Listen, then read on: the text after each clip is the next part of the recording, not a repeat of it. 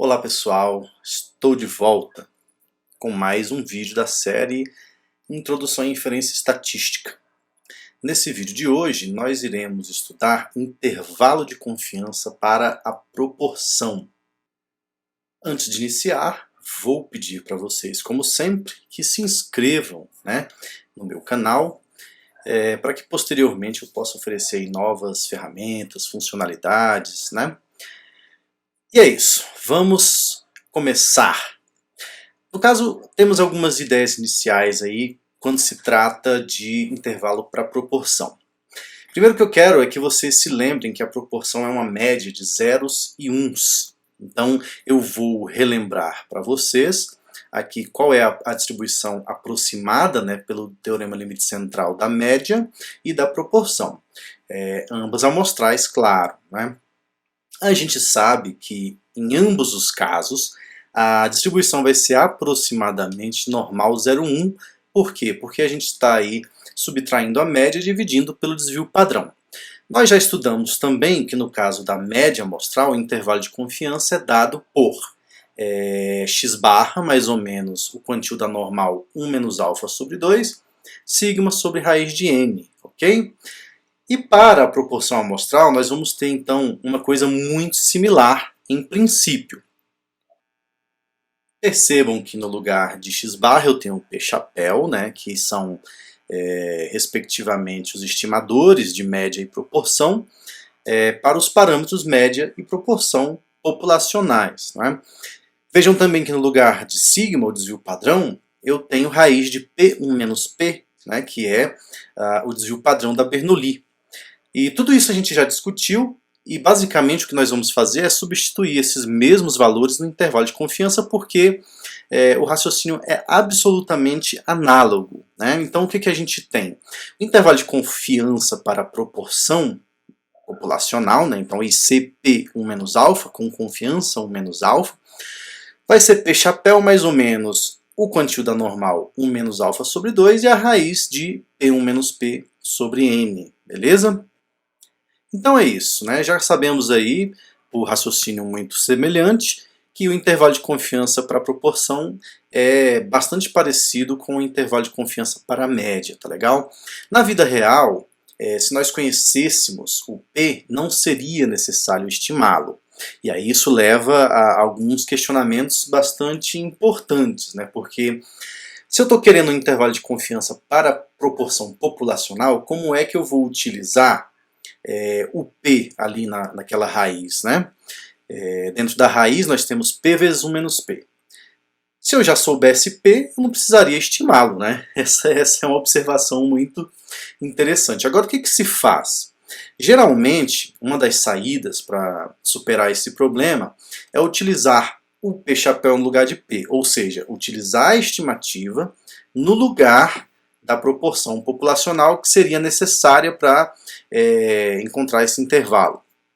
E aí nós teremos então esse intervalo aqui que nós chamamos de intervalo de confiança otimista. Tá? Já vai ficar mais claro por que chamamos esse intervalo de confiança de otimista, mas vamos lá. Então é P chapéu, mais ou menos o quantil, e dentro da raiz nós colocamos então P chapéu no lugar de P, a estimativa. Uma outra saída inteligente seria nós observarmos o seguinte.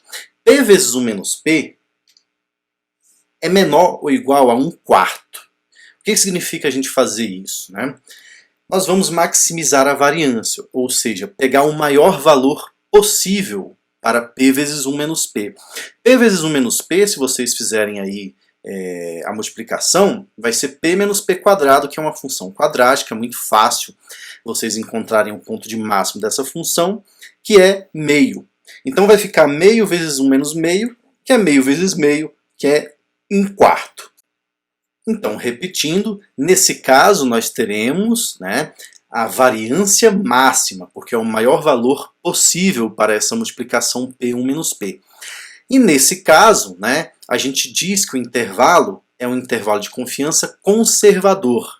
Então, como ele vai ter variância máxima, ele vai ser o maior intervalo possível. né, para essas condições. Então, com o tamanho de amostra que foi fornecido, com o tamanho com a confiança que foi pedida, né, e por consequência a gente chama o outro de otimista porque, vamos dizer assim, é como se fosse o oposto de conservador.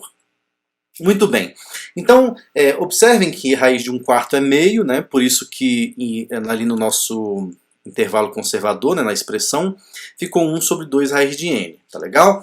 E é isso que a gente vai fazer daqui para frente. Se quisermos um intervalo otimista, utilizamos a expressão em azul. Se quisermos um intervalo conservador, utilizamos a expressão em verde. Beleza, pessoal? Vamos então resolver um exemplo. O exemplo é o seguinte: pretende-se estimar a proporção de cura de um certo medicamento ao aplicá-lo em 200 pacientes escolhidos ao acaso.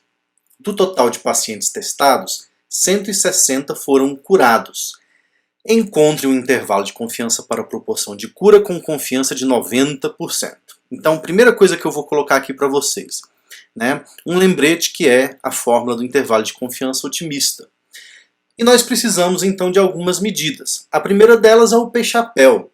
Vejam o seguinte, aí está sendo dito que dos 200, 160 foram curados. Então a nossa amostra nos vai dar uma estimativa de 160 sobre 200, que é igual a 80%. Então a nossa estimativa de curados, aí, né, da proporção de curados, foi 80%.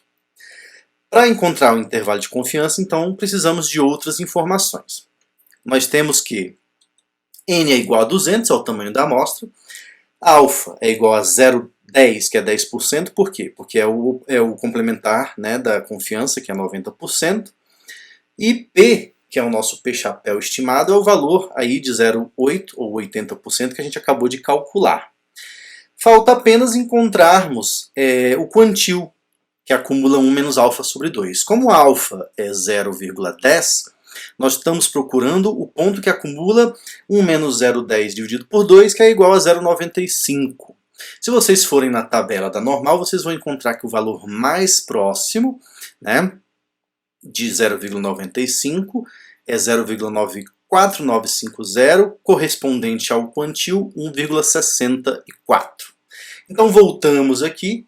Já sabemos que o quantil é 1,64 e basicamente substituímos na fórmula, obtendo 0,8 mais ou menos 1,64, raiz de 0,8 vezes 0,2. Por que 0,8 vezes 0,2? O P-chapéu estimado foi 0,8 e 1 menos 0,8 é 0,2.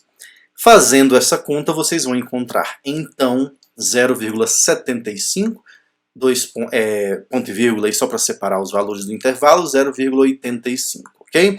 Vocês também poderiam encontrar o quantil pelo R, que norm de 0,9501, que dá 1,644854. Beleza, pessoal? Muito bem. Feito, então, o cálculo para o intervalo otimista, vamos também fazê-lo para o intervalo conservador. Antes de fazer, observem o seguinte: o conservador é aquele que maximiza a variância. Então, evidentemente, o intervalo vai ter que ser maior do que esse daí, né? Então, se vocês estão fazendo uma prova e o intervalo conservador dá menor do que o otimista, já saibam que tem alguma coisa errada, né? Muito bem, então relembrando aqui a formulinha do intervalo de confiança conservador. P-chapéu, mais ou menos o quantil, 1 sobre 2 raiz de n. É uma continha bem fácil de fazer, né? Então nós já temos esses valores calculados, 0,8 mais ou menos 1,64, que multiplica 1 sobre 2 raiz de 200. Fazendo essa conta, vocês vão encontrar 0,74, 0,86, que é maior do que 0,75. 0,85 foi o intervalo de confiança otimista que nós encontramos, beleza? Espero que vocês tenham compreendido, né? Foi uma aula bem rápida, bem simples, né? Muito fácil resolver esses problemas.